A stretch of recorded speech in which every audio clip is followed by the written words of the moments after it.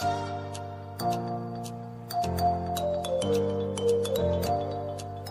are listening to Alex Nanlohi Podcast, to know the Lord and to make Him known.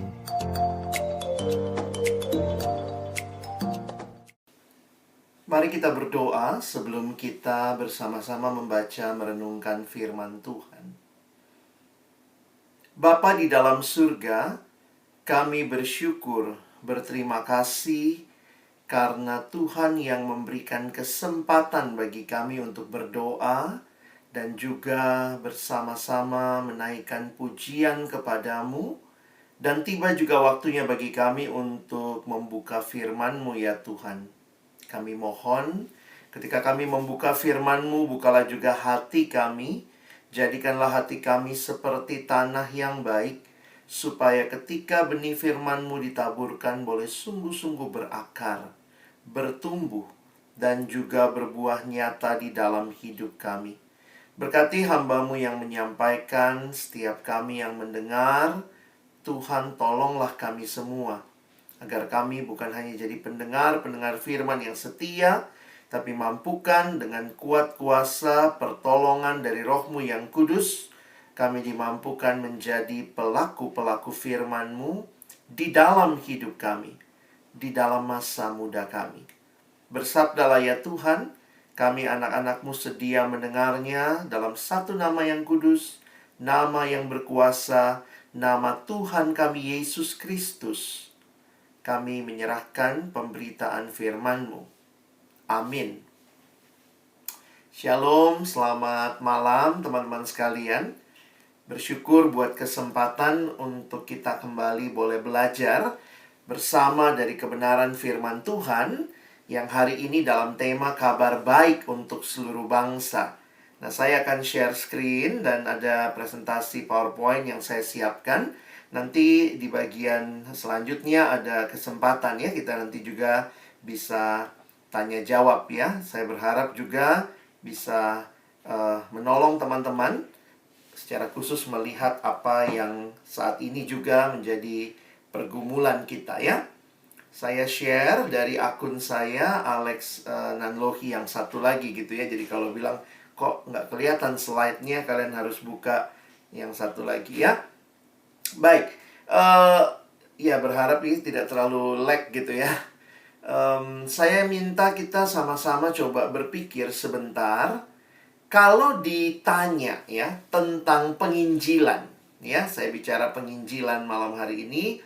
Kalau ditanya tentang penginjilan, apa yang muncul di benak teman-teman? Ya, kalau misalnya orang bilang penginjilan, lalu apa yang muncul di pikiranmu? Bisa coba ditulis di kolom chat gitu ya. Silakan coba teman-teman. Kalau dengar kata penginjilan, apa yang spontan terpikir ya? Kita nggak bicara yang ideal bagaimana. Apa aja yang terpikir spontan ketika mendengar istilah penginjilan? Kabar baik. Ada lagi? Apa yang muncul? Memberitakan kabar tentang Yesus. Apalagi? Silakan. Kalau teman-teman, apa yang muncul di benakmu kalau dengar kata penginjilan, berita keselamatan. Silakan. Apalagi yang muncul? Jadi kita sama-sama coba brainstorming sebentar ya. Apa yang muncul di benakmu ketika ada istilah itu? Oke, mengajar tentang berita keselamatan. Ada lagi? Apa mungkin yang lain bilang, wah saya udah terwakili kak ya. Kabar sukacita. Oke. Jadi ini gambaran apa yang mungkin muncul ya di benak kita begitu kita mendengar istilah penginjilan ya. Nah, boleh nggak tulis apa saja yang kalian lihat sebagai bagian dari penginjilan yang dilakukan selama ini di pelayananmu, di komponenmu mungkin gitu ya. Apa saja sih yang termasuk hal yang dikaitkan dengan penginjilan yang sudah dilakukan selama ini? Silakan boleh dituliskan di kolom chat apa yang teman-teman hayati sebagai bagian penginjilan di komponenmu. Kelompok kecil, apalagi yang kalian lihat sebagai bagian dari penginjilan? Kelompok PA. Oke, kelompok PA untuk rumah. Wah, menarik ini. Apa itu rumah ya? Apa yang dimaksud dengan rumah? Membuka rumah mungkin ya. PA. Oh, keluarga. Oke, thank you Will. Keluarga. Ada lagi? Hidup menjadi teladan. Oke. Saat teduh. Melihatnya saat teduh ya. Apalagi yang muncul di benak kalian kalau dengar kita bicara tentang penginjilan yang dilakukan selama ini? Mengajak teman atau orang lain untuk belajar saat teduh. Oke. Proses untuk bertumbuh dalam Kristus. Apalagi? Mungkin masih ada. Saya tunggu 1 menit lagi. Silakan teman-teman, apa yang terpikir ya waktu kalian mendengar tentang apa sih yang sudah dilakukan dalam pelayanan tentang penginjilan.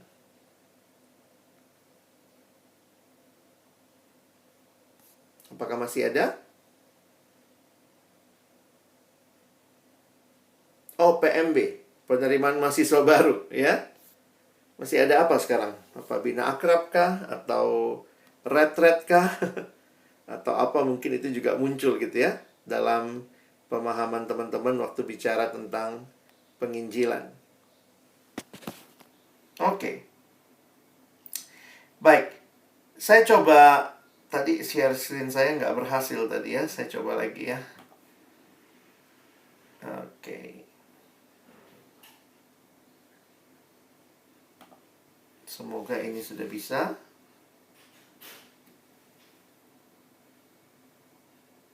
Nah.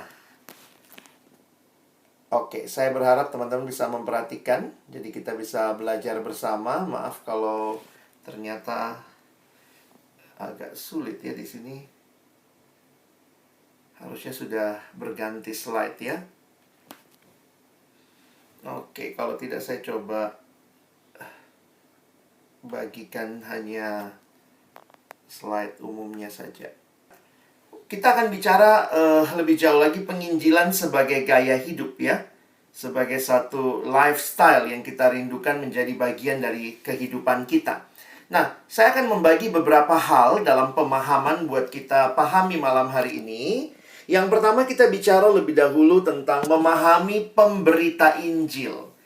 Siapakah pemberita Injil? Di dalam Alkitab jelas sekali ini bukan bicara sekelompok elit, hanya orang-orang khusus, hanya hamba Tuhan, pendeta, staf perkantas, pengurus gitu ya. Tetapi sebenarnya setiap orang yang sudah mengalami karya Injil itu, menyelamatkan hidupnya, engkau adalah pemberita Injil.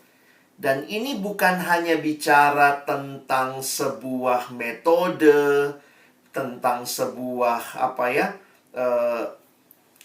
semacam dalil-dalil yang harus disampaikan. Tetapi kita melihat di dalam 1 Petrus pasal 2 ayat 12, saya kutip ayat ini.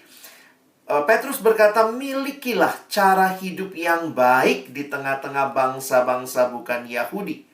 Supaya apabila mereka memfitnah kamu sebagai orang durjana, mereka dapat melihatnya dari perbuatan-perbuatanmu yang baik dan memuliakan Allah pada hari Ia melawat kamu. Begitu ya. Jadi kalau teman-teman memperhatikan, ini berbicara tentang bagaimana kehidupan Kristiani itu memancar di dalam keseluruhan hidup. Sehingga kalau kita pahami, yang namanya penginjilan itu bukan semacam sebuah kegiatan belaka. yang terpisah dari hidup. Tidak. Alkitab berbicara penginjilan sebagai sebuah gaya hidup. Evangelism it's a lifestyle. Harusnya itu adalah ya hidup kita yang sudah mengalami diselamatkan, ditebus ya. Kita boleh memberitakan kebenaran itu. Jadi hayatilah, ini panggilan buat setiap kita. Ya, yang sudah kenal Tuhan. Memang seringkali kalau kita dibilang ikut penginjilan ya, ada training penginjilan ya, ayolah pergi penginjilan. Langsung bayangan kita adalah itu sebuah kegiatan. Kegiatan yang terpisah dari hidup. Oh, saya baru pulang tadi pergi PI. Wah, selesai. Sesudah itu sekarang ya sudah, ini hidup saya ya, saya hidup apa yang saya mau, seolah-olah terpisah dari kehidupan. Tidak demikian. Jadi kita harus paham betul siapakah pemberita Injil dan seperti apa pemberitaan Injil bagi kita yang ditebus oleh Kristus. Penginjilan adalah sebuah gaya hidup. Yang kedua, kalau kita mau memberitakan Injil, pahami dulu apa berita Injilnya. Jangan pergi memberitakan tapi nggak tahu beritanya apa.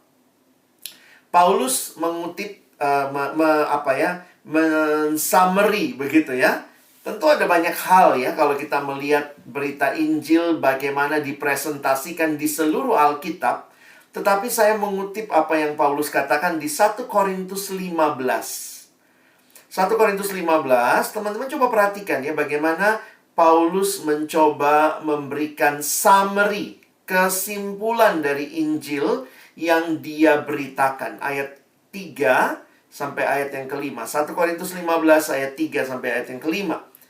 Sebab yang sangat penting telah kusampaikan kepada kamu, yaitu apa yang telah kuterima sendiri, yaitu ialah bahwa Kristus telah mati karena dosa-dosa kita sesuai dengan kitab suci, bahwa ia telah dikuburkan dan bahwa ia telah dibangkitkan pada hari yang ketiga sesuai dengan kitab suci, bahwa ia telah menampakkan diri kepada Kefas dan kemudian kepada ke-12 muridnya.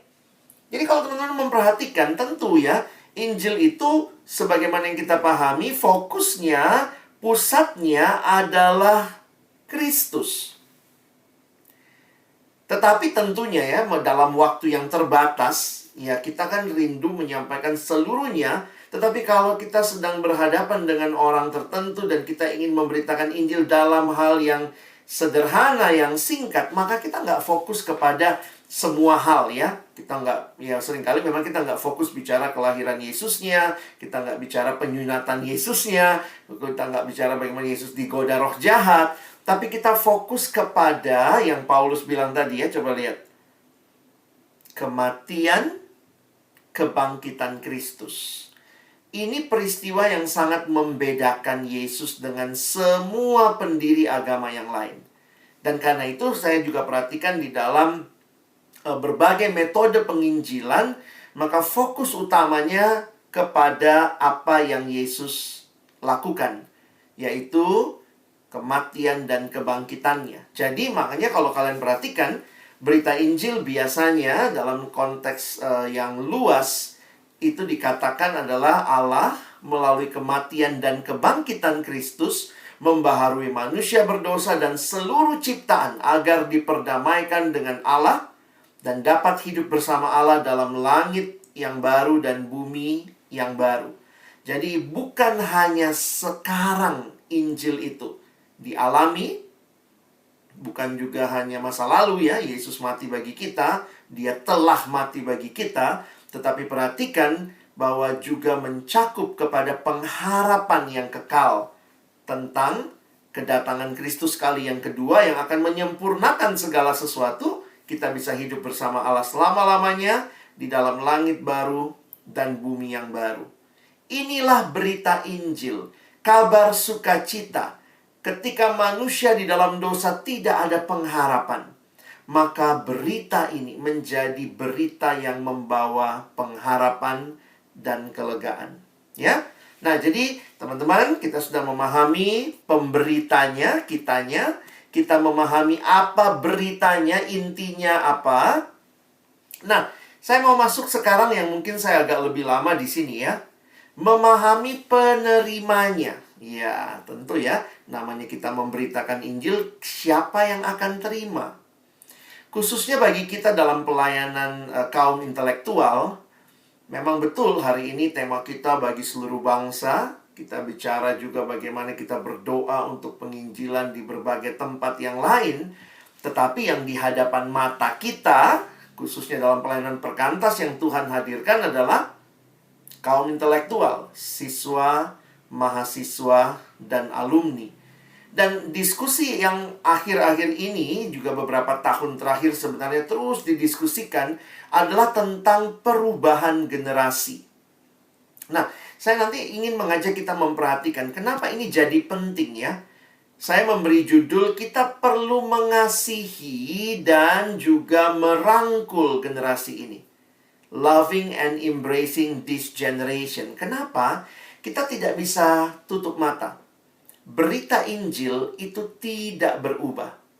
Unchanging gospel. Injil yang tidak berubah. Tetapi kita menghadapi changing generation. Generasi yang terus berubah.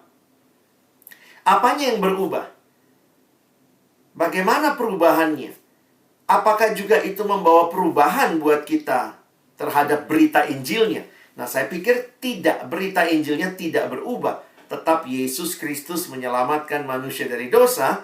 Tetapi kalau kita memahami dan mengenal generasi ini dengan baik, itu akan menentukan juga bagaimana kita bisa dengan lebih tepat melayani mereka. Tentu konten tidak berubah, tapi yang kemudian saya lihat agak terus terjadi perubahan, yaitu generasinya, berarti konteksnya, dan juga kontainernya, ya. Bagaimana menyampaikannya, pakai media apa, pakai medium yang seperti apa. Nah, ini yang seringkali menjadi diskusi akhir-akhir ini, apalagi ditambah dengan masa pandemi. Jadi bagaimana menyampaikan Injil yang tidak berubah kepada generasi yang terus berubah di tengah-tengah situasi yang sulit ini. Nah, teman-teman, saya ingin mengajak kita melihat ya bahwa setiap generasi itu punya tantangannya. Memang salah satu yang mengerikan di dalam gereja, saya katakan langsung mengerikan ya, adalah gap generasi. Karena akhirnya yang tua merasa selalu benar, yang tua merasa bahwa mereka lah yang memiliki kepemimpinan di gereja dan seterusnya. Dan orang muda, syukur-syukur masih ada yang ke gereja ya. Tapi juga kita sadar ya, mungkin jumlah yang tidak ke gereja itu makin bertambah juga belakangan ini. Jadi, saya akhirnya menyadari begini, kita harus melihat ini sebagai masalah yang serius. Masalah gap generasi. Dalam satu diskusi dengan pelayanan mahasiswa dan pelayanan gereja juga di Asia bahkan, waktu kami diskusi, akhirnya kita menemukan salah satu dari 5 masalah besar dalam pelayanan adalah masalah gap generasi. Nah, pertanyaan ini jadi penting karena apa? Kita mau melayani generasi ini. Ya, kalau di Perkantas kan terus ya, mahasiswanya terus baru ya. Ya, stafnya kan tambah tua juga. Alumni tambah tua juga. Nah, ini kadang-kadang kita mesti bergumul dengan pelayanan yang kita sedang hadapi sekarang. Nah, setiap generasi punya tantangannya. Dan di dalam pembagian generasi, tentu saya juga harus katakan ya, pembagian generasi ini sebenarnya juga tergantung buku apa yang kita pakai ya. Karena banyak survei yang dilakukan, memang ada beberapa yang mencoba mendeskripsikan generasi yang tentu bagi saya tetap sangat general. Maksudnya ada hal-hal yang digeneralisasi. Misalnya dibilang generasi sekarang ini, misalnya kalau kita pakai istilah apa, Gen Z misalnya, generasi Z itu senangnya begini. Ternyata enggak juga ya. Ada juga kok Gen Z yang masih suka baca buku gitu ya, buku fisik misalnya. Padahal mungkin dalam pembagian generasi mereka dikaitkan tidak suka baca buku. Jadi saya melihat begini, memang mungkin pada umumnya tidak suka baca buku, lebih suka natap layar. Tetapi masih ada nggak yang baca buku? Masih ada juga ya. Paling tidak kita Perkantas kan masih cetak buku ya. Kita meyakini masih ada kok yang baca buku. Jadi poin saya adalah, pakailah pembagian generasi ini hanya untuk membangkitkan kesadaran kita bahwa generasinya sedang berubah. Dan belajar dengan tepat, belajar memahami ya. Karena tentu buat kita yang di kota, atau mungkin yang agak di daerah, agak sedikit di pelosok, mungkin tantangannya beda.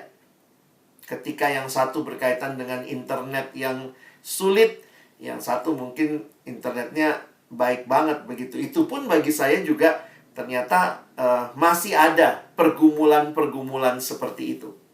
Nah, tetapi di tengah-tengah situasi seperti ini yang perlu kita pahami adalah bagaimana membawa Injil yang tidak berubah itu untuk menjawab kebutuhan generasi ini. Nah, itu kan jadi pertanyaan penting dan pergumulan kita. Injilnya tidak berubah, tapi kita mau menyampaikan untuk menjawab pergumulan generasi ini. Seringkali yang jadi masalah adalah begini. Apapun masalahnya, jawabannya Yesus. Ya, apapun masalahnya memang buat kita ya orang Kristen jawabannya Yesus lah jawabannya. Tapi kalau kita tidak peka mendengar pertanyaannya, kita mesti nangkep generasi ini lagi nanya apa. Jadi kadang-kadang saya takut juga ya, kita nggak dengar pertanyaannya tapi kita langsung kasih jawabannya. Mungkin Yesusnya tidak salah, memang dialah Injil itu, berita sukacita itu. Tetapi ketika kita tidak tepat mempresentasikan Yesus bagi generasi yang kita layani, kita jadi tidak membawa mereka masuk di dalam melihat Yesus sebagai jawaban bagi pergumulan mereka. Saya makin sadar ini setelah juga belajar tentang generasi, teman-teman ya, bahwa ternyata ini secara umum ya. Perhatikan ini. Kira-kira ini pembagian generasi, ada yang namanya baby boomers. Baby boomers itu angkatan opa-omanya kamu ya, atau mungkin kalau kalian masih muda, papanya opa-omamu. Jadi buyutmu mungkin ya. Itu masa-masa perang. Jadi baby boomers itu kalau lihat tahunnya di sini kan, yang lahir kira-kira tahun 46 habis Perang Dunia Kedua sampai tahun 60-an. Itu pertarungan mereka adalah ideologi. Jadi orang-orang di generasi itu sangat hitam putih ya. Ini yes, ini no begitu ya. Sehingga pergumulan utama masa itu adalah benar atau salah. Yaitu karena itu kalau lihat beberapa metode penginjilan yang muncul di generasi itu adalah metode yang juga terkait dengan menjawab pergumulan orang-orang baby boomers. Ya. Nah, lalu kemudian masuk lagi nih, datang Gen X. Ya, saya nih masuk di Gen X, teman-teman ya. Generation X, kami lah yang pertama-tama mulai punya internet, komputer gitu ya. Nah, kami masa di mana masih pernah yang nggak ada sama sekali, lalu ada teknologi, jadi pernah ngalamin dua alam lah. Makin individual. Kebutuhan mereka, pertanyaan mereka tentang kehidupan, apa untungnya buat saya? Jadi, itu pertanyaannya Gen X. Makanya kalau kalian perhatikan, di generasi ini, nah ini kalau kalian pelajari ya tentang penginjilan secara umum, beberapa materi penginjilan kalau di baby boomers itu materi yang mau mengatakan ini yang benar, ini yang benar. Salah satunya mungkin kayak bahan dari ini ya, dulu ada bahan teman-teman dari LPMI, 4 hukum rohani. Jadi mau ngasih tahu hukum dunia kayak begini, ini loh hukum rohani yang benar. Tapi generasi berkembang, kebutuhan generasi individual itu bertanya apa untungnya, apa jaminannya buat saya. Nah, di masa-masa ini pelajaran tentang jaminan kuat banget ya.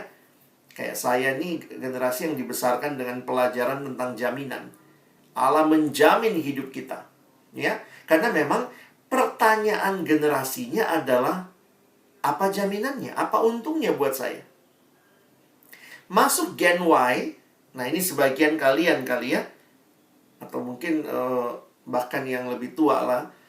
itu mulai generasi yang melibatkan banyak pengalaman. Sehingga pertanyaannya adalah, apakah ini membawa kepuasan? Nah, jadi kalian bisa perhatikan bahwa di generasi seperti ini, maka tema-tema tentang kepuasan sejati di dalam Tuhan itu seringkali diangkat. Nah, sementara Gen Z, ya, yang lahir tahun 95 ke atas, mungkin kalian juga masuk di sini, itu banyak pergumulannya soal jati diri. Jadi sebenarnya yang dia cari adalah, saya ini diterima nggak? Saya ini berharga nggak? Jadi kalau kalian perhatikan, karena saya udah hidup di beberapa alam gitu ya, saya lewatin saya sendiri X, saya melayani Y, dan sekarang ke Z, khotbah-khotbah belakangan ini, Kak Alex kemarin mimpin beberapa retret sekolah, itu anak SMA ya, hampir semua diminta tentang identitas. Karena memang itu kebutuhan generasi ini. Jadi, bukannya mereka tidak mau tahu ini benar atau salah. Bukan sih ya. Tetapi yang lebih jadi pergumulan buat mereka tuh, saya nih ngapain saya hidup? Tuhan mau apa buat hidup saya? Nah, sementara generasi yang sebelumnya selalu mau pengalaman. Nyoba ini, nyoba itu, semua dicobain. Ya, akhirnya sadar, hatinya tetap kosong. Sementara generasi saya itu terus cari jaminan, karena kami generasi yang materialistik. Bayangkan, semua kesuksesan diukur dari materi. Itu generasi saya. Nah, anak sekarang, materi itu bukannya nggak penting, tapi buat mereka begini. Kalau buat generasi saya, sekolah baik-baik. Nah, dengar, kalau kalian, papa mamamu kayaknya X ya. Mungkin papa mamamu ada yang segenerasi sama saya atau kakak kelas saya. Kalimat-kalimatnya adalah sekolah baik-baik, cari kerja, nanti punya rumah, punya apa. Anak sekarang tuh kayak nggak butuh itu gitu. Bukannya nggak ini ya. Buat mereka, ngapain harus punya mobil sendiri? Bisa nge-Grab kok, bisa Gojek. Ngapain punya kendaraan? Padahal di generasi saya, salah satu kamu sukses sudah bisa beli kendaraan. Jadi cara melihatnya itu berbeda. Kenapa? Karena tantangannya dan pertanyaan kebutuhannya tuh berbeda. Teman-teman, ini memang pembagiannya sangat umum ya. Tapi kalau saya mau kasih tips buat kita malam hari ini, kenali siapa yang kamu layani. Siapa yang menjadi orang-orang yang kepadanya kamu mau memberitakan kabar sukacita itu. Betul jawabannya Yesus. Tapi untuk generasi baby boomers, Yesus dipresentasikan sebagai kebenaran, karena itu yang mereka sangat butuhkan. Generasi saya, Yesus dipresentasikan sebagai yang memberikan jaminan. Bukan dunia, tapi Yesus. Di generasi Y, Yesus dipresentasikan sebagai yang memberikan kepuasan. Dan di generasi Z, Yesuslah yang membawa kamu yang sudah rusak dalam dosa, identitasmu, kau hidup bagi dirimu. Sekarang identitasmu baru, kamu hidup bagi Allah. Teman-teman harus sadar nih, ini generasinya berubah. Beritanya tetap sama, tapi mempresentasikannya bisa berbeda. Karena itu saya jujur aja bersyukur satu sisi ya. Kita perkantas tidak punya training penginjilan yang saklek, bahwa inilah metode perkantas. Tidak. Ada kita ikut ada training apa, kita ikut. Kenapa? Karena bagi saya menarik juga ya. Lebih baik kita diperlengkapi dengan banyak training, bukan cuma satu, sehingga ketika kita berhadapan dengan orang yang seperti ini, kita tahu nih, kira-kira harus pakai metode yang mana. Nah, bagi saya pribadi juga akhirnya menyadari ya, ini bukan bicara satu pola, tapi berbagai kebutuhan. Kita sedang memberikan jawaban dari firman Tuhan tentang Yesus yang adalah kebenaran. Yesuslah yang memberikan jaminan. Yesus yang membawa kepuasan. Yesus yang memulihkan identitas. Dan inilah tantangan kita sekarang. Kadang-kadang begini. Metode penginjilan baby boomers. Tapi diterapkan ke Gen Z. Ya, bukannya firman Tuhan sia-sia ya, tapi saya melihat kayak nggak efektif gitu. Tuhan sanggup bekerja, ya sanggup. Tapi Tuhan juga mau kita kenal siapa yang kita layani. Ini bahasa generasi ini apa? Ini bahasa apa yang mereka pakai? Yang mungkin beda dengan generasi sebelumnya. Kenapa di gereja seringkali kayaknya buat orang yang datang ke gereja kayak kurang relevan ya? Karena pengambil keputusan di gereja sekarang adalah kira-kira majelisnya Gen X. Sementara anak yang Gen Z datang juga udah bingung gitu ya. Apaan sih gereja kayak gini gitu ya. Jadi, saya harus katakan ini tantangan buat kita. Dan jangan lupa di perkantas juga kita mungkin ngalami tantangan ini. Makanya saya terus belajar ya. Belajar untuk membaca literatur, ikut training penginjilan kalau ada. Melihat bahwa kita nggak bisa cuma punya satu metode. Nggak ada lagi tuh satu peluru untuk semua peperangan. Mungkin di situasi ini kita pakainya ini, di situasi ini kita pakainya ini. Dan itulah yang kita perlu diperkaya. Membawa Injil kepada semua bangsa, itu kita perlu kenal bangsanya seperti apa. Orang Makassar gimana cara ngomongnya? Orang Bugis bagaimana cara masuknya? Orang Toraja bagaimana budayanya? Jadi sensitivitas kita kepada siapa yang mendengar berita dengan kita membawa Yesus sebagai jawabannya. Nah, jadi saya pikir ini yang perlu teman-teman sadari ya. Nah, beberapa literatur yang umum mendeskripsikan kira-kira generasi yang terakhir ini ya 10-20 tahun terakhir. Ada literatur yang mencoba menggambarkan dengan ya sekali lagi generalisasi ya. Dikatakan ini katanya sedang epic generation ya. Apa itu epic generation? Generasi yang experiential, participatory, image driven, dan connected. Sebenarnya ini pengaruhnya banyak dari postmodern. Buku yang dipakai ini salah satunya buku umum ini sebenarnya ya. Lalu kemudian ditulislah buku Kristennya oleh seorang bernama Leonard Sweet. Dia tulis beberapa buku memberikan aplikasi epic generation ini di dalam kehidupan gereja. Makanya lucu juga judulnya The Gospel According to Starbucks ya. Dia mau mencoba melihat begini. Sensitiflah lihat generasi ini. Salah satu yang menarik di Starbucks misalnya ya. Mungkin kalian pernah ke Starbucks ya, walaupun mahal sekali kopinya gitu ya. Apa yang menarik?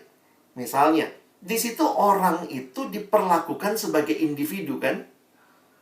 Salah satu yang saya paling geli kalau ditanya, namanya siapa kak?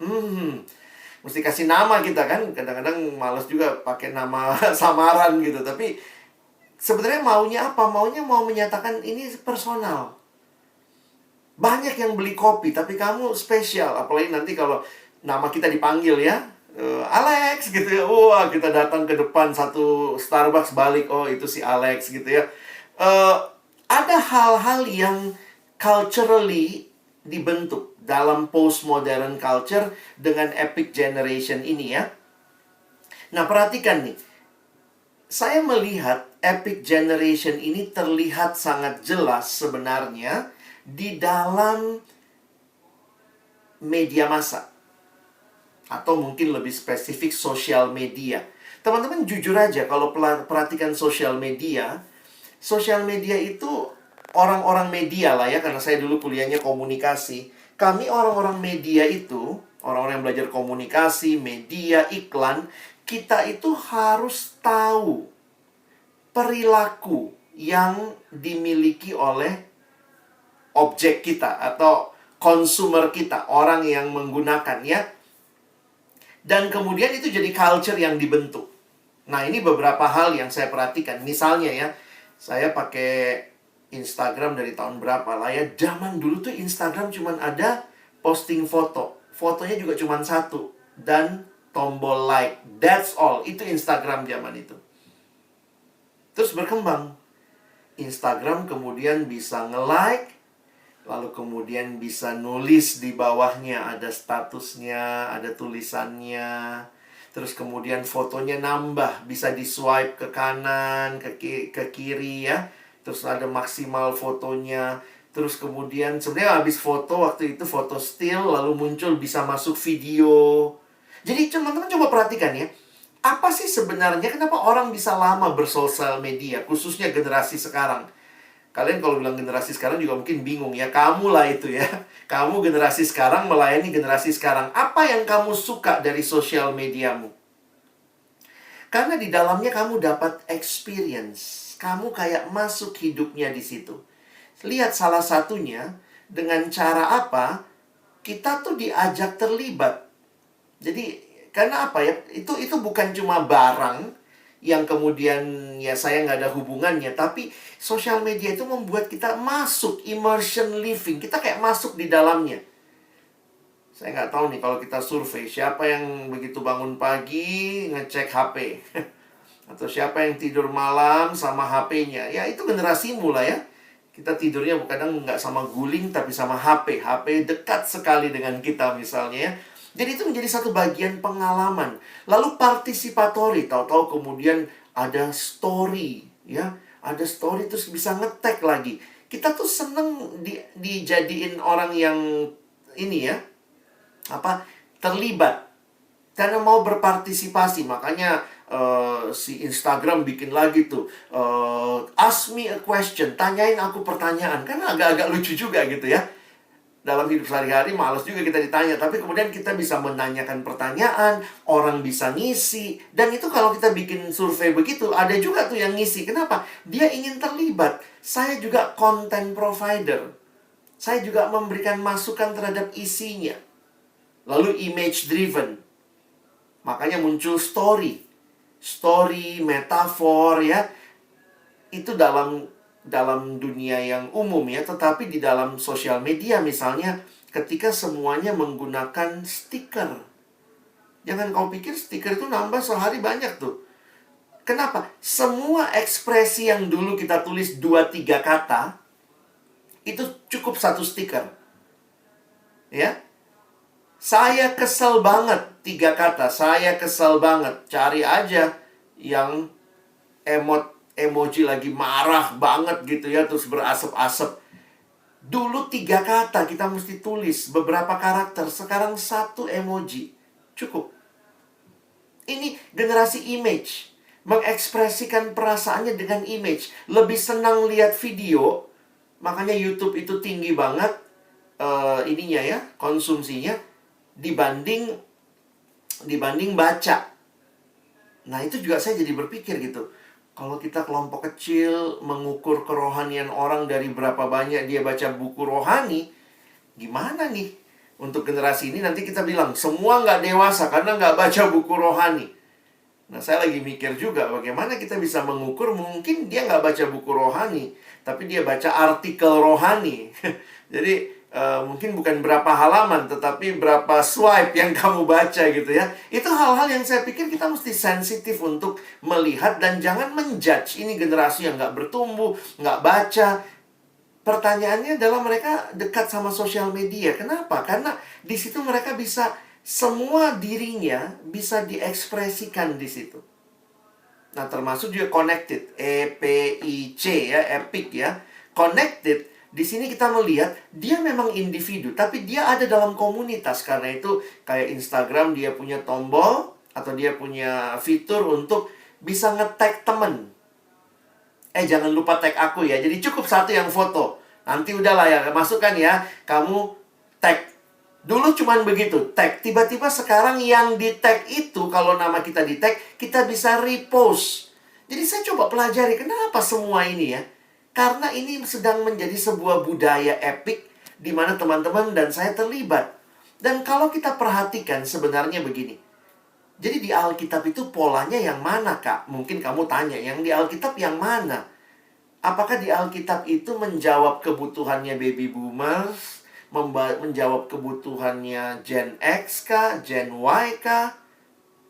Apa sih yang dijawab di Alkitab? Puji Tuhan di Alkitab, Yesus tuh peka loh.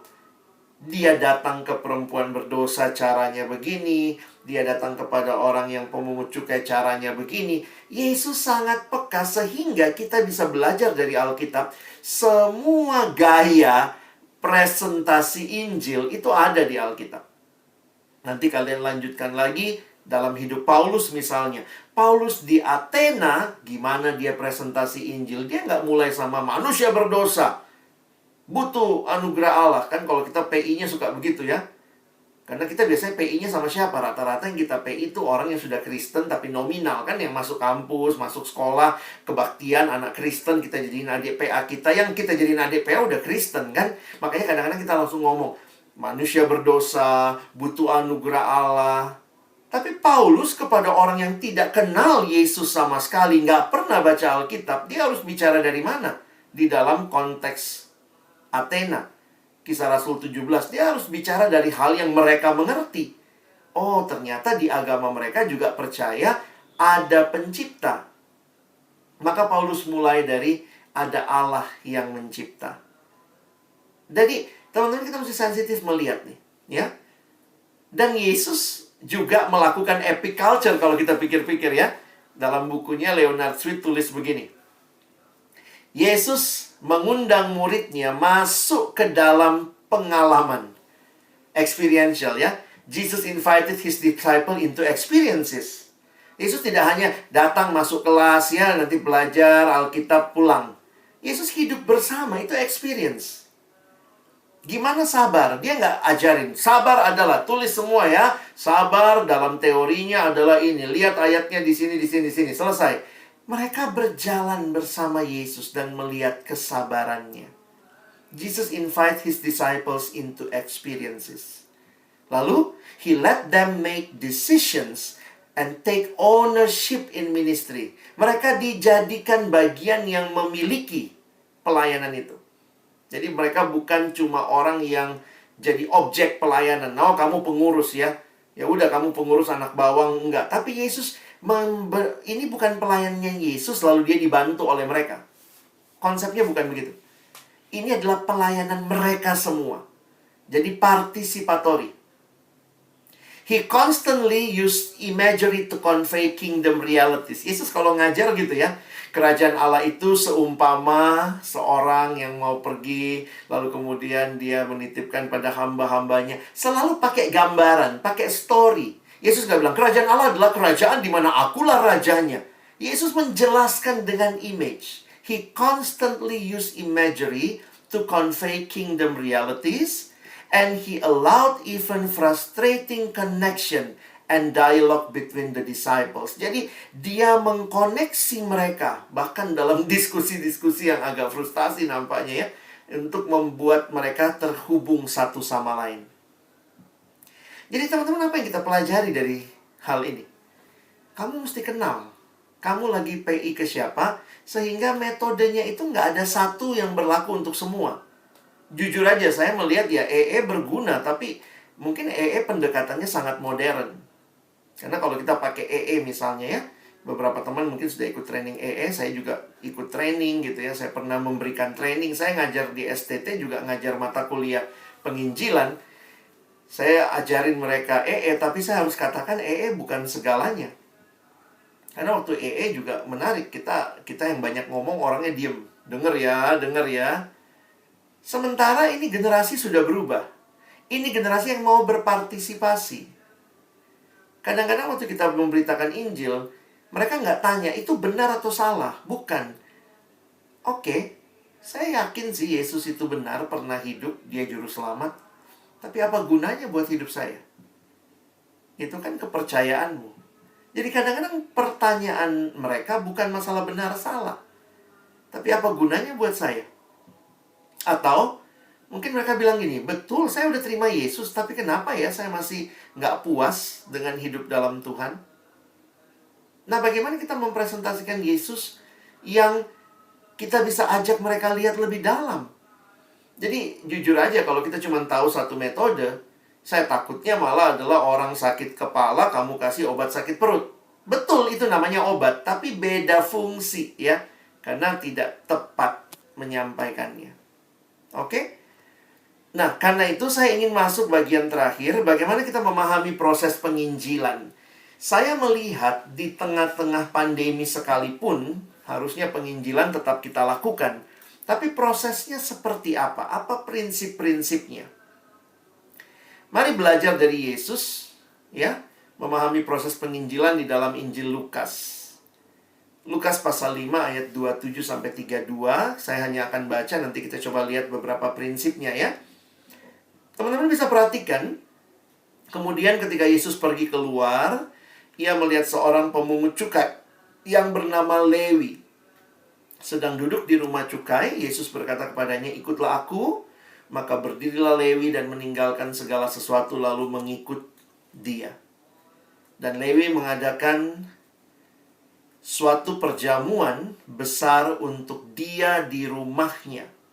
Dan sejumlah besar pemungut cukai dan orang-orang lain turut makan bersama-sama dengan dia. Jadi menarik ya. Dia kenal Yesus, Yesus panggil dia, terus ini kayak pesta perpisahan. Tapi sekalian dia ajak teman-temannya nih ketemu Yesus. Ayat 30. Orang-orang Farisi dan ahli-ahli Taurat bersungut-sungut kepada murid-murid Yesus, katanya, "Mengapa kamu makan dan minum bersama-sama dengan pemungut cukai dan orang berdosa?" Lalu jawab Yesus kepada mereka, katanya, "Bukan orang sehat yang memerlukan tabib, tetapi orang sakit. Aku bukan datang untuk memanggil orang benar, tetapi orang berdosa supaya mereka bertobat." Teman-teman, saya ingin mengajak kita merefleksikan sebenarnya ya, kisah yang sederhana ini adalah friend get friend gitu ya. Teman yang ya itu kayaknya MLM banget ya, friend get friend ya. Dengan bonus nanti akan dapat downline, ketemu berapa persen. Tapi poinnya adalah sebenarnya yang paling efektif dalam penginjilan adalah seseorang yang ketemu dengan Kristus membawa orang lain ketemu dengan Kristus. Itulah kerinduan Lewi. Ketika dia ketemu Kristus, maka dituliskan tadi ya, bagaimana katanya Lewi ini mengadakan perjamuan besar untuk dia di rumahnya, dan sejumlah besar pemungut cukai dan orang lain turut makan. Siapa yang ngundang? Bagi saya, Lewi mengundang teman-temannya untuk ketemu dengan Kristus.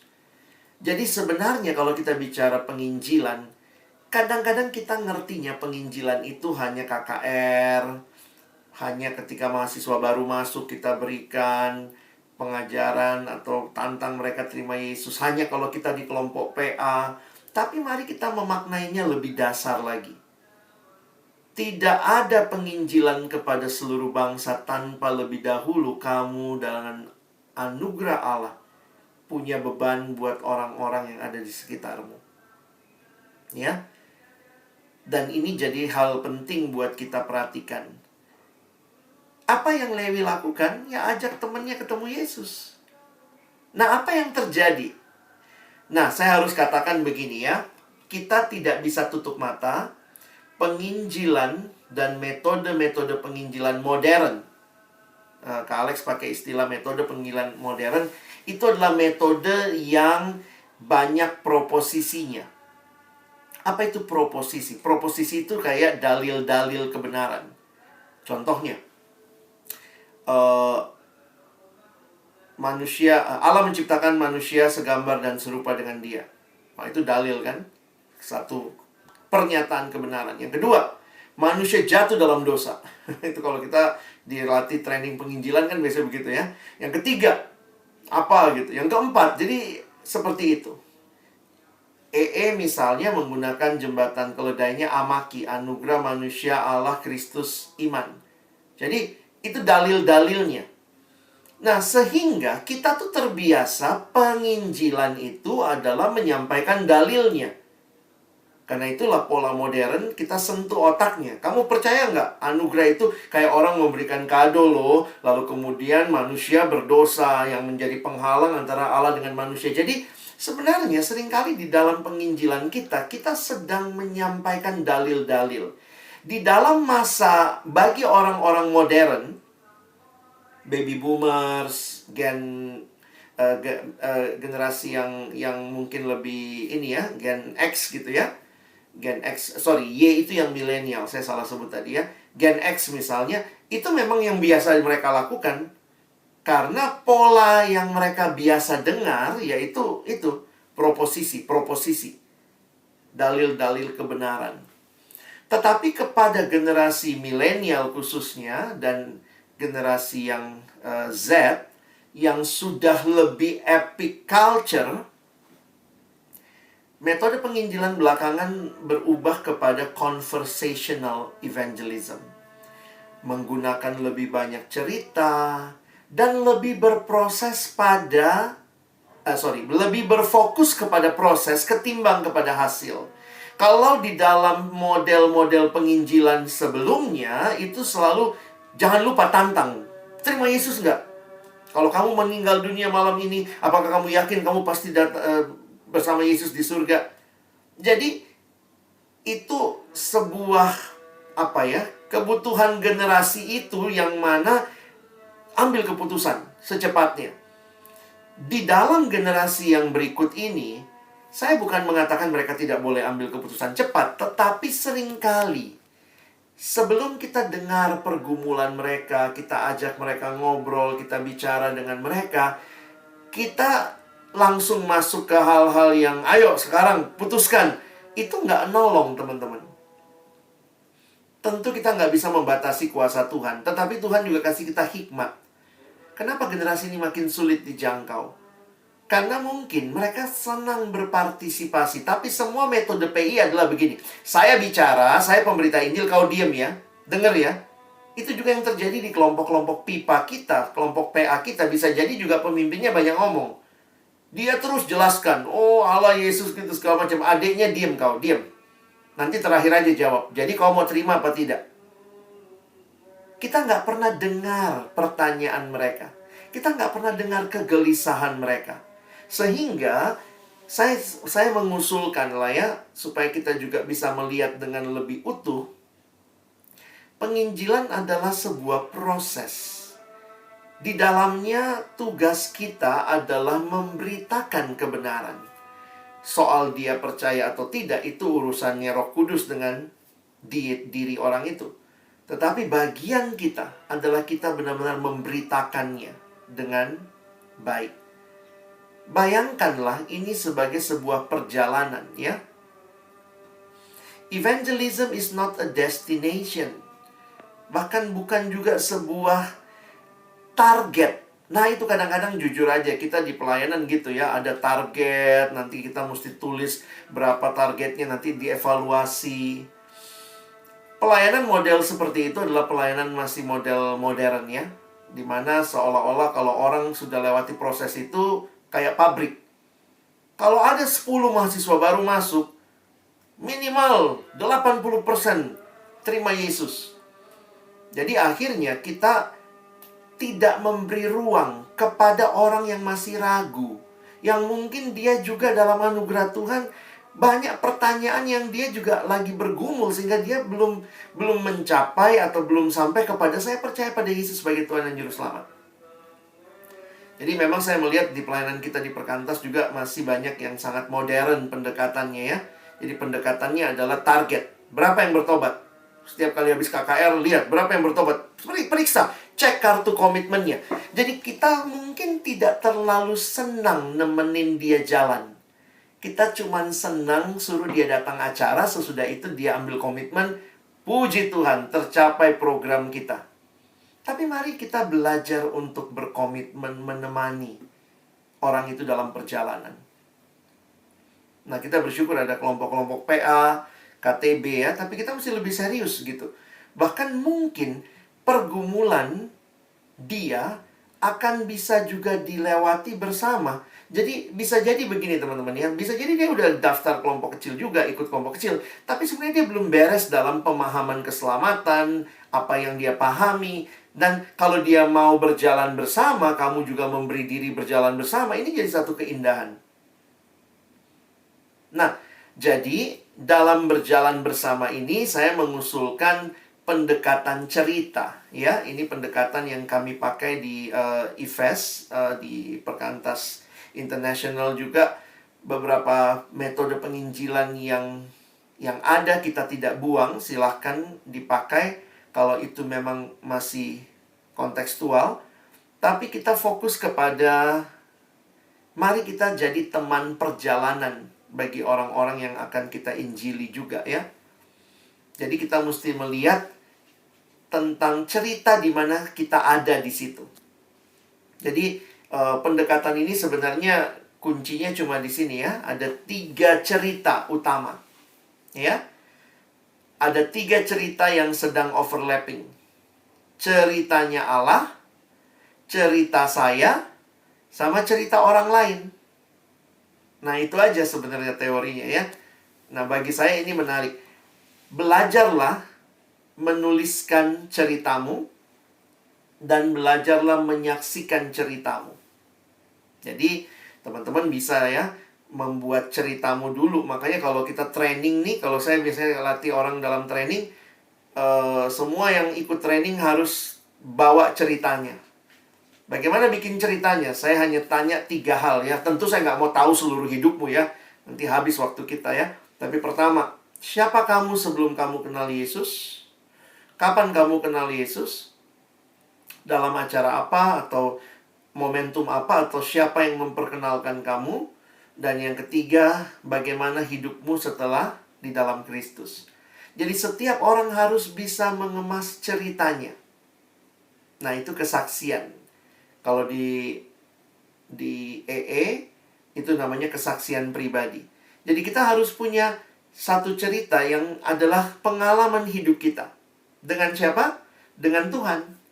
Jadi kita kan tahu histori ya, ceritanya Allah, Injil. Yesus dikirim Allah untuk membaharui hidup. Dan kita mesti dengar cerita orang lain. Makanya polanya bukan satu arah, tapi conversation. Ajak ngobrol, kita tanya gimana kabarnya, gimana orang tuanya. Kenapa? Karena ketika dia bercerita, kita pun juga punya cerita yang kita saksikan. Dan Allah punya cerita. Cerita dalam hidup kita. Allah punya cerita buat dia yang dia belum sadar. Maka ketika 3 cerita ini overlapping, kita sedang membawa orang itu mengalami ceritanya Allah buat hidup dia. Jadi, kalau demikian, penginjilan bukan sekadar menghafal. Ayatnya di mana? Nanti mesti sebut ayatnya ya. Pertama, semua manusia berdosa. Jadi, menurut Roma 6 ayat 23, semua manusia berdosa, sebab upah dosa adalah maut. Roma 3 ayat 23, semua manusia berdosa dan kehilangan kemuliaan Allah. Kadang-kadang kita penginjilan dengan teori. Kita lupa bahwa hidup kita, cerita kita, bersama dengan Tuhan menjadi bagian cerita yang sedang kita sampaikan. Dan ketika itu overlapping, disitulah kita jadi bisa mengajak dia melihat. Misalnya dia cerita ya, kita cerita. Dulu sebelum saya kenal Yesus, maksudnya kita nggak usah, karena kalau dia bukan orang percaya, maka mungkin kita bisa bersaksi dengan hidup yang biasa. Teman kita di kampus misalnya, kita tanya, itu pada nyontek, kamu mau nggak nyontek? Nggak apa-apa lah, saya juga begitu Ji, ayo Mi nyontek Mi. Tapi kita yang mungkin sudah percaya, kita bisa bilang sama dia, wih, saya juga dulu persis kayak kau, saya suka sekali nyontek dulu. Tapi sejak saya, mungkin ini nggak usah sebut saya ikut KKR apa, tapi sejak saya ikut sebuah acara, sejak hari itu berubah hidupku. Saya nggak nyontek lagi, saya nggak mau lagi hidup dengan nyontek. Biar aja tuh dia diem ya, dia mikir, kenapa ini orang kok tiba-tiba ceritanya dia sudah nggak nyontek lagi, apa sih ceritanya? Jadi kita tidak menghakimi cerita orang lain. Oh, kau masih nyontek ya? Jangan bilang, nggak boleh nyontek, masuk neraka kau dalam nama Yesus gitu, pakai salib-salib. Begitu kita lihat cerita orang, kita ingat, dulu juga kita mungkin sama kayak begitu. Makanya kamu coba susun ceritamu, siapa kamu dulu? Misalnya waktu kita dengar ceritanya, iya nih saya masih pornografi. Persis saya juga dulu kayak kau loh. Tapi satu waktu saya ngobrol sama satu kakak, sejak itu saya ngerti hidupku nggak sama lagi. Ceritamu kamu bagikan. Kamu belajar dengar cerita dia, bukan menghakimi cerita dia. Dan bawalah ceritanya bersama di hadapan Tuhan yang punya cerita yang lebih indah lagi. Tanya sama dia, boleh nggak saya cerita? Bagaimana saya bisa begitu yakin? Bagaimana saya bisa begitu berubah? Wah, waktu dia bilang boleh, kita cerita. Apa yang kita cerita? Cerita kita dengan cerita Allah yang overlapping itu. Ceritaku dulu aku hancur banget, tapi Tuhan menyelamatkan aku. Penginjilan bukan menghafalkan teori-teori ayat-ayat, tapi kehidupan yang kamu alami, kamu bagikan. Jadi sebenarnya kapanpun kamu pergi, kamu sedang membawa kisah Allah yang telah mengubah hidupmu. Dan kamu belajar mendengar kisah orang lain. Dengar ini ya, jangan begini. Diam ya, kau dengar ceritanya saya. Bukan. Dengerin ceritanya. Lihat overlappingnya. Apa pergumulannya? Wow, dia takut sekali masalah keuangan. Mungkinkah itu juga dulu pergumulanmu? Sama loh. Saya juga dulu persis kayak kau. Takut sekali saya sama uang. Kalau nggak punya uang tuh kayaknya takut sekali. Tapi kemudian saya jadi sadar. Waktu saya baca sebuah buku. Wah gitu ya. Jangan langsung bilang Alkitab. Bilang aja sebuah buku. Alkitab kan buku. Di situ saya jadi sadar. Saya nggak mau begitu lagi. Wih, buku apa itu, Ces? Nah, ayo saya kasih tahu bukunya ya. Jadi sebenarnya kalau penginjilan adalah kita sedang berbagi cerita, itu bukan sesuatu hal yang menakutkan. Kadang-kadang kita sudah training, sorry to say ya, ini kita di Perkantas. Training PI, training apa, enggak penginjilan juga. Jika ketemu orang diam, apa mau dibilang? Tapi kalau kamu bawa kisah Allah dalam hidupmu, dan terus merefleksikan, maka kemanapun engkau pergi, di pekerjaan, di sekolah kalau kamu siswa, di kampus, di keluargamu, di rumah, sama adikmu yang mungkin tidak ikut perkantas, sama papa mamamu, pace-macemu yang tidak kenal Tuhan. Tapi itu juga jadi kesempatan kita bisa cerita, mereka bisa lihat hidup kita. Jadi biarkanlah kisah Allah, kisahmu dan kisah orang lain menjadi kisah yang di dalamnya Injil disampaikan. Ya, jadi saya tutup dengan ini ya. Cerita kita, our testimony, is how the power of the gospel has worked in our life. Kisah hidup kita itu bicara tentang bagaimana Injil Allah itu telah mengubahkan hidup kita. Ya. Dan saya berharap melalui sesi ini teman-teman paling tidak punya pemahaman dasar ya bagaimana kita membawa Injil itu kepada segala bangsa. Kita bawa itu dengan membawa cerita kita, cerita Allah yang dalam Kristus ada keselamatan, dan belajar mendengar kisah orang lain ya. Jadi saya tutup dengan ini saja ya, sebentar. Karena ini ada trainingnya ya, kami ada training. Kalau teman-teman tertarik nanti bisa kita sama-sama belajar training. Tapi poin saya sebenarnya bukan masalah trainingnya ya, tapi lihat filosofinya. Orientasi penginjilan kita bukan pada sekedar hasil ya. Pendekatannya kita ubah. Kalau dulu doktrin, jadi kita bilang itu yang saya bilang proposisi, dalil-dalil kebenaran, kita ganti jadi cerita. Kenapa? Ini generasi yang senang dengan cerita. Instagram aja bikin story, WhatsApp aja bikin story. Berarti ada ketertarikan generasi ini kepada cerita. Makanya saya harus katakan juga, teman-teman silakan sharing hidupmu. Coba 3 hal itu ya. Siapa kamu dulu sebelum kenal Tuhan. Ceritakan dalam bahasa yang gak rohani. Jangan ada Yesus-Yesusnya. Terus taruh di story IG-mu. Lihat berapa banyak yang respon. Baik yang mencela, netizen kan selalu ada yang mencela, maupun ada yang nanya, ih kok bisa kayak gitu? Disitulah kesempatan. Yuk, kamu bisa share. Jadi kamu bisa pakai Instagrammu, WhatsAppmu untuk menuliskan sesuatu yang kamu alami bersama Tuhan dan membuat orang lain bertanya. Kalau dia punya cerita bisa seperti itu, saya juga mau dong cerita saya seperti itu, begitu ya. Injil adalah berita, lebih dari sekedar lifestyle. Jadi maksudnya berita yang kita hidupi gitu ya. Dan kita perlu pemahaman Injil yang utuh. Teman-teman butuh persahabatan yang tulus. Jangan jadikan orang sekadar target penginjilan. Dan perlu beban yang mendalam terhadap jiwa. Sehingga yang kita miliki bukan cuma metode ya. Saya tidak anti dengan metode, tapi saya harus ingatkan metode bukan segala-galanya ya. Baik, saya berhenti sampai sini. Saya kasih kesempatan kalau ada yang mau bertanya ya, silakan.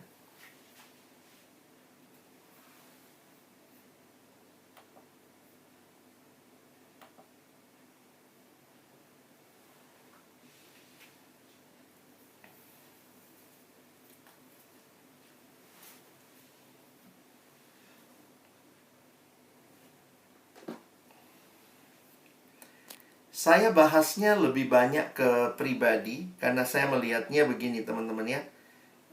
Di saat kayak begini kan, KKR juga susah, kumpulin orang. Kalaupun kita bikin KKR, tapi sebaiknya kita ada follow up pribadinya. Sehingga orang-orang bisa kita ajak ngobrol pribadi dan kita sama-sama saling berbagi cerita. Dan belajar untuk juga lihat kita bisa menggunakan berbagai metode yang kreatif, tapi sebenarnya apapun metode kreatif itu harus berakhir kepada percakapan antar pribadi. Memang paling bagus sih ketemu, tapi kan kita nggak bisa ketemu ya.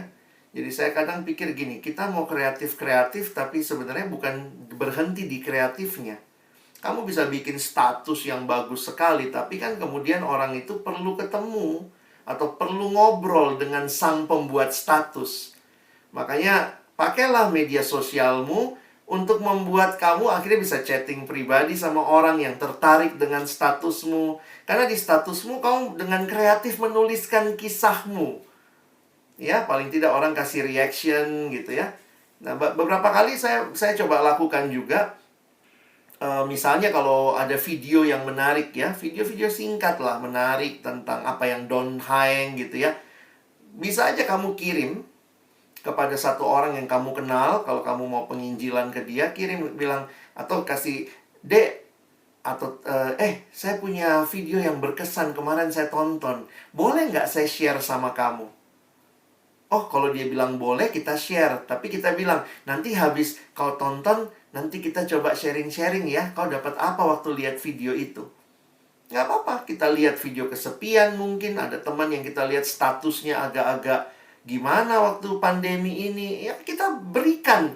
Makanya jangan cuma bersosial media hanya untuk kepoin hidup orang ya. Tapi waktu kamu kepo, kamu kemudian rindu orang itu kenal kebenaran. Sebenarnya itulah sebenarnya hidup yang dibagikan. Dari hidup kita keluar. Makanya rajin-rajin nonton, lihat ya, mungkin ada yang bagus, ada kutipan atau apa. Belajarlah untuk share sama orang itu, atau tag dia gitu ya. Tanya apa yang bisa didoakan. Itu jalan masuk untuk membangun jembatan untuk bisa memberitakan Injil. Ya. Jadi saya harap ini boleh jadi masukan berharga buat teman-teman. Silakan kalau ada pertanyaan.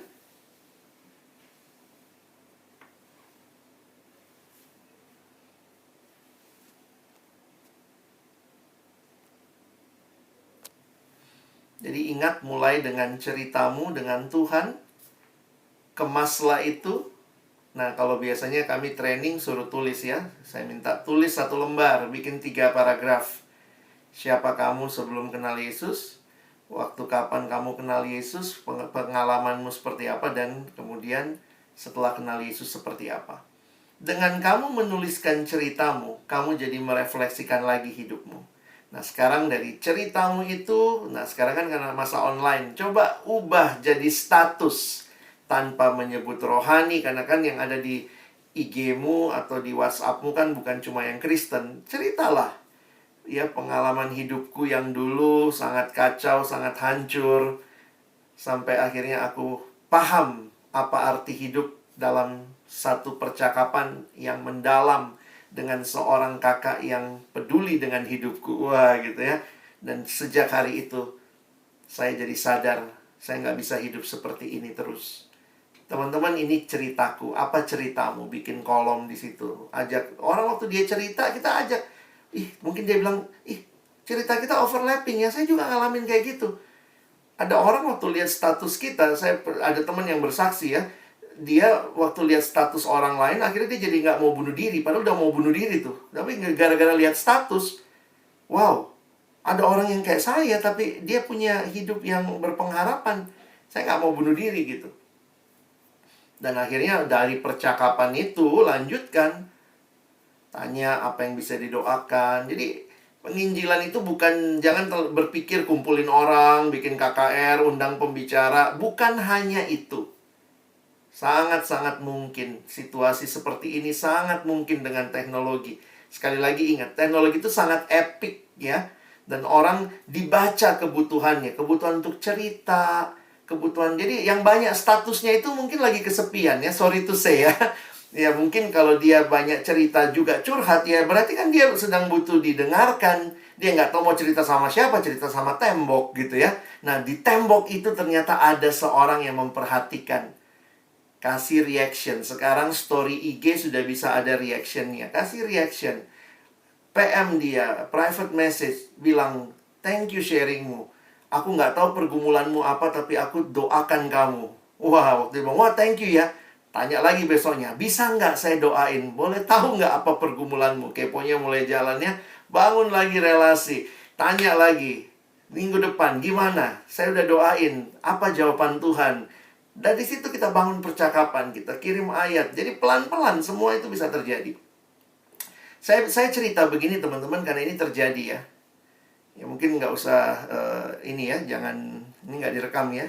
Kita berdoa. Tuhan terima kasih buat firman-Mu, setiap kebenaran, setiap wawasan yang diberikan. Tolong kami agar terus boleh hidup menjadi saksi-saksi Injil-Mu. Kami minta Tuhan berikan pada kami hati yang mengasihi Engkau dan mengasihi jiwa-jiwa yang belum mengenal Engkau. Sehingga kami terus juga melalui hidup kami membagikan Injil itu melalui apa yang sudah kami alami dengan Tuhan. Ini generasi yang ingin mendengar cerita. Ini generasi yang ingin didengarkan, ingin didoakan. Dan biarlah kami hadir menjadi alat Tuhan bagi generasi ini, membawa mereka mengenal Tuhan. Terima kasih buat jam doa kami malam hari ini untuk firman yang kami dengar. Tolong kami bukan cuma jadi pendengar, tapi jadi pelaku firman. Dalam nama Yesus kami berdoa. Amin.